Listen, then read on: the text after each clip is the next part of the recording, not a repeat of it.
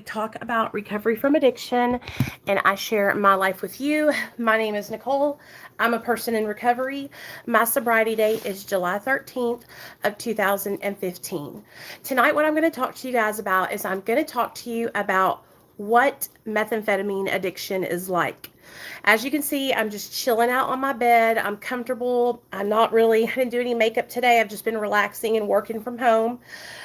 So I want you to just get comfortable. Go get yourself a snack, maybe some coffee or a Coke or some water, popcorn, and just sit back and relax. So, what is methamphetamine addiction like? New visitor. Well, first and foremost, you guys, it is scary. Okay? I did not realize that stimulants were going to take control of me like they did. I remember the first time I was ever prescribed a stimulant when I was like 14 or 15. I was prescribed a medication called phentermine. Hey, girl. And so when I took phentermine, it immediately gave me this like euphoria and this amazing feeling that I was like, wow, I have to have this feeling again, you know? So I knew right away that it was something that I enjoyed, that I liked the way it made me feel. So I didn't get into methamphetamine until I was 17 years old. So New visitor. I experimented with phentermine. I experimented with cocaine.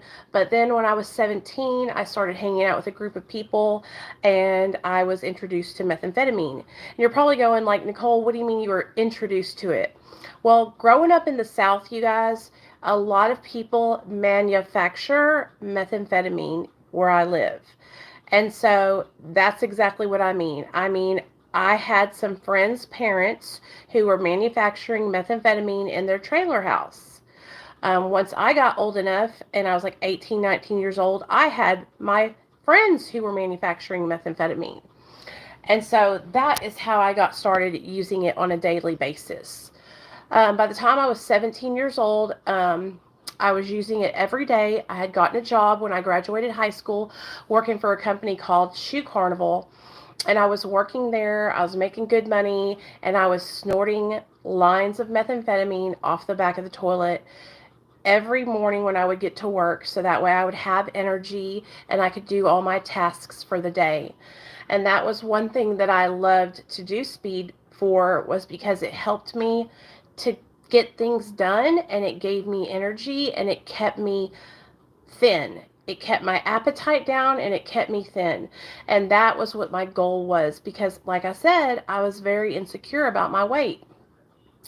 My addiction to methamphetamine like literally blew up overnight. Like, I was a daily user. I was paying money for it. I was having the drug dealers come up to my job and I was trading merchandise for meth. So that way I could get free meth from them. And so like, it was so quick how I just like, I was all in. I was all in. And a lot of people ask me, they say, Nicole, like, how did you get started on drugs? And all of it was curiosity. I was 17 when I started most of the drugs I did, and I was curious, and I just tried them. And when I tried them, I liked the way they made me feel, and then the next thing you know, bada bing, bada boom, I'm strung out now, you know? So, a lot of people say, weren't you scared? No, I wasn't scared one bit. When I got the euphoria and the relief that was produced by that substance, it all made sense to me. Like, okay, this is what I've been looking for. This is why I've been using this substance, because it gives me relief.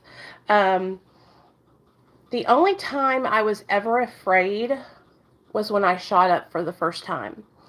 And that changed my life forever. When I started injecting methamphetamine, that's when I lost everything. That's when I caught my felony. That's when I went to prison.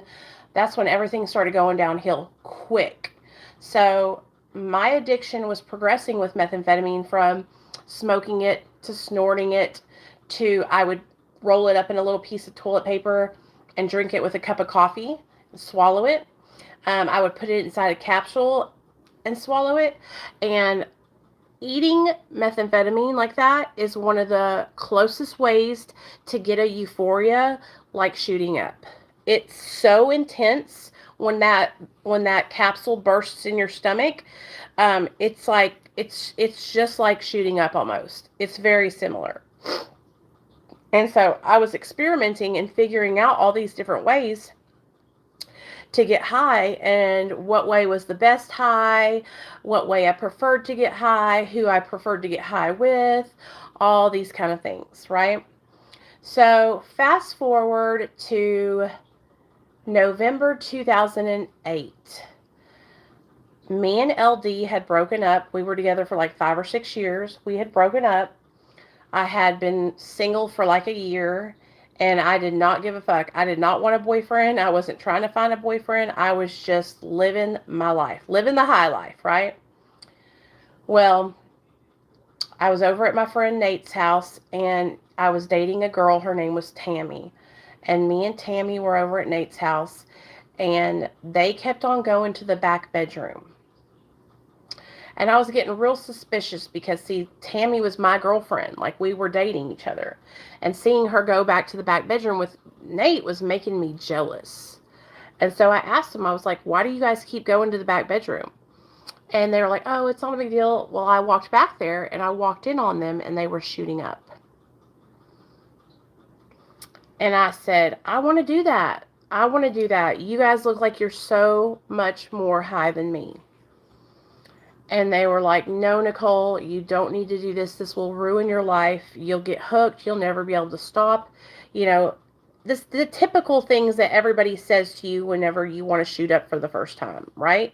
Which most people who inject, you guys, most people who inject tell people who don't inject to never do it, because we know how it sucked us in. We know how when we injected the first time, we were addicted. Bam! From that day forward, and we couldn't do it any other way. No other way was worth doing it except for injecting it after you inject. So they're trying to talk me out of it, and I'm like, if you don't do it for me, I'm going to do it myself. And that's when they did it for me, you guys. And from the day that happened, I was hooked to the point where I would not use any other way except for injecting methamphetamine. I did not care if I had to wait an hour to get a syringe. I didn't care if I had to use after someone else. I wanted to use intravenously. And that was the only way I could get the feeling that I was seeking. Now, the first time I ever injected, the feeling was so intense, trigger warning, that it was like 200,000 times stronger than an orgasm. And when it happened, I was so afraid, and it was like my body responded on its own, right? So like a lot of people like, what do you mean? Like I was standing there and I thought I peed in my pants, but I didn't, if you know what I'm saying. And I was just so scared and nervous because I didn't know what happened. I thought I had pissed on myself, and it wasn't pee. You know what I mean? It wasn't pee. It was crazy stuff. Crazy, right? So that happened, and I was hooked. That was the first time I injected, and I was hooked from that point forward. And I never wanted to do it any other way. Now, with methamphetamine, you guys, it's like such a crazy drug. It's, for me, methamphetamine was a social drug. It was a drug that like I would do with a bunch of other people, and we would like do little, like we would have like little crafts that we were doing and little missions that we were going on. Like I was always with like 5 or more people when we were banging meth, and we would usually be at somebody's house, and I would be like cleaning that person's house or pilfering through their belongings and trying to steal shit that I wanted to take home, of course, with their permission, you know. And we would be talking, we would be using we would be doing word finds, we would be coloring, we would be just chit-chatting. And a lot of the times while we were high like that, if we were at a manufacturer's house, he would put us to work. He'd be like, okay, honey, y'all are high now, get to work. And we would have to shuck matches. We would have to go out to like CVS. We would have to go to Walgreens. We would have to go to all these different places, right? To pick up boxes of matches. Hey, y'all, I see you guys. I'm just telling a story. To get all these different boxes of matches, we would have to show our ID, all that kind of stuff. It was just getting totally crazy. And back when I was first using, it was when it was right before they started making you use your ID. It was like I came in on the cusp of it. And then everybody had to show their ID to get anything like at Walgreens or anywhere like that. But what I'm trying to explain to you guys is I want you guys to kind of like imagine like the kind of people that a person who is getting high on meth, the kind of people that I was surrounding myself with were white people, lower middle class to poverty, right? Their parents were drug addicts and their parents were drug addicts, usually living out on a piece of land with a trailer or a trailer park. But it was like, do you understand what I'm saying? Like, it was kind of like a little it was sad. It was like generation of drug addiction, and that's how it was in Hot Springs, is that once the kid of the person that was using started using, then that person taught their kid how to start using. And I don't think they did it on purpose. I think that it was just that they didn't know any other way. See, I was coming from a totally different kind of family unit. I came from a family with two parents. I came from a family where my mom and dad made me and my sisters go to school. They put me in piano lessons. I played basketball, fast pitch softball. I danced. I did all these things, right? So I was coming from that kind of family, a well-rounded family, to a family of people where, the kids are skipping school. Mom and dad had CPS in their life. Like, it was bad. It was bad. And so when I would hang out with those kind of people, it was almost like I was doing so well, so it didn't seem like it was that bad, because I was such a level higher than the people I surrounded myself with. Do you understand what I'm saying? And I'm not trying to be like cocky. What I'm saying is, like, I had money. I had a house. I had my own car. I had a full-time job. I had credit cards. I had rings on my fingers. I had earrings. You know what I'm saying? Like, I had things. And the reason why I had things is because even though I was a drug addict, I was a workaholic. So many people always ask me, they're like, how did you pay for all your drugs if you were, a drug addict, homeless? Because I worked. I had nowhere to live, but I had a job. I used to stay the night at my customers' houses. When I worked for Kroger, I would straight up ask my customer at closing time, hey, man, do you mind if I sleep on your couch tonight? Because I have to be back here in the morning to open up, and I have nowhere to live. Straight up here in Little Rock. That's what I would do. It was bad. It was bad.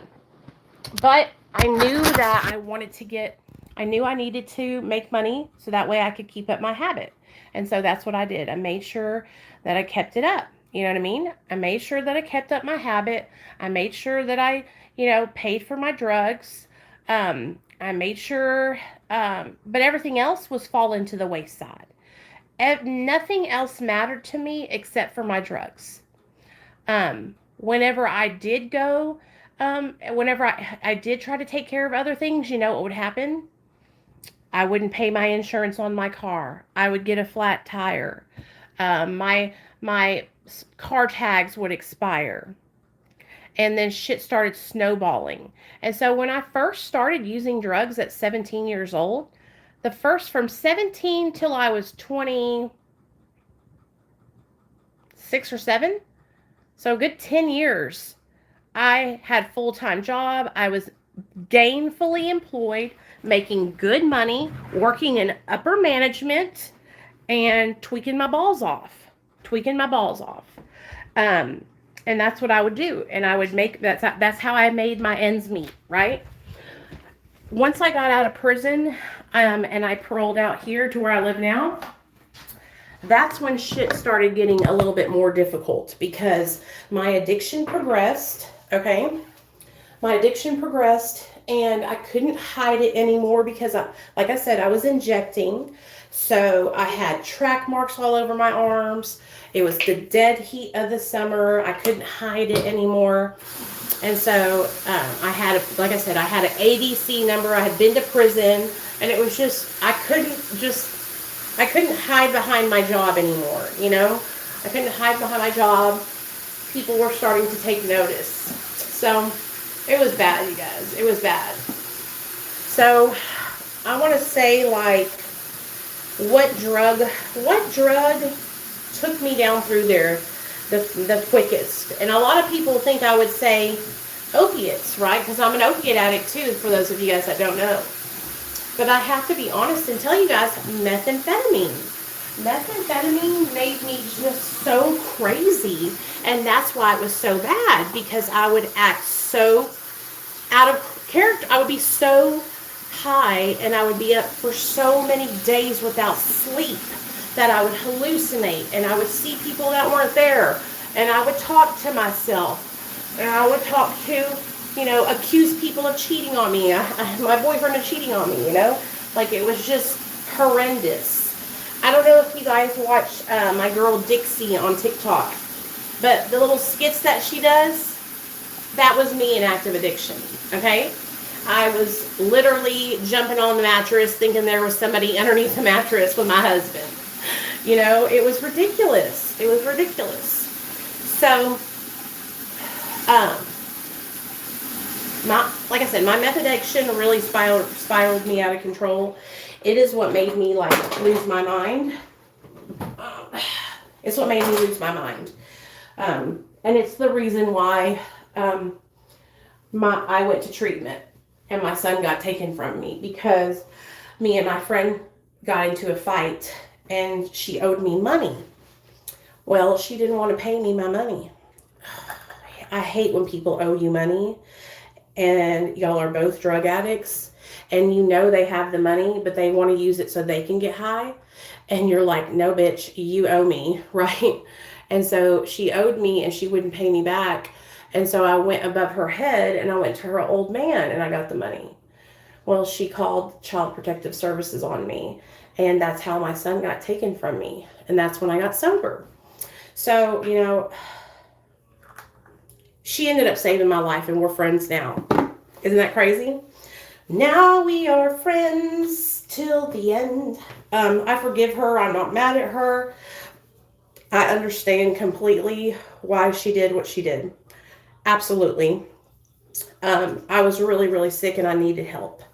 And the only way that I was going to get help is if she, you know, called him on me. So I just wish that I wish it could have been done a different way, because I really, really don't. My son, I feel like even though he doesn't remember it, even though my son does not remember one part of it, you guys, it affected him. And I know it did because he has like abandonment issues. He always thinks I'm going to forget him somewhere. And I've never left him anywhere in my whole entire life. Ever. Okay? Like ever, except for when he was taken from me. And so, makes me sad, you know? My greatest accomplishment was having my son and getting sober. My second greatest accomplishment, was getting my job working for Dr. B, right? My third greatest accomplishment was helping others and doing my YouTube channel and being with my husband. I have all these different things and I kind of try to rate them by ways that I'm proud of myself, you know? I can remember saying to myself, like, I'll never be able to stay sober. I'll never be able to work in the recovery industry. I'll never be able to help others. I'll never be good enough. And you know what? All that I've been able to overcome. And I'm so freaking grateful, you guys. I'm so grateful. This is a dark spot remover, just so y'all know. because I have that little spot right there and it just will not go away. So I went and I had it measured because they want to make sure that it's not melanoma. So, what else was I going to say? That is what methamphetamine addiction is like. That is how quickly, when you are out there in them streets, you try one drug, you think, oh, I'm just going to try it once, it's not going to be that big of a deal, and you are literally hooked. Hey, Brando, what's up? You're literally hooked, you guys, and that's what happened to me. But now I'm hooked on recovery. Now I'm hooked on being there for others and helping people who are struggling. So yeah, my next topic that I'm going to talk about, in fact, that's what I'm going to do. I'm going to end this video and I'm going to start a new one and we're going to do a next topic. See you in 2 seconds.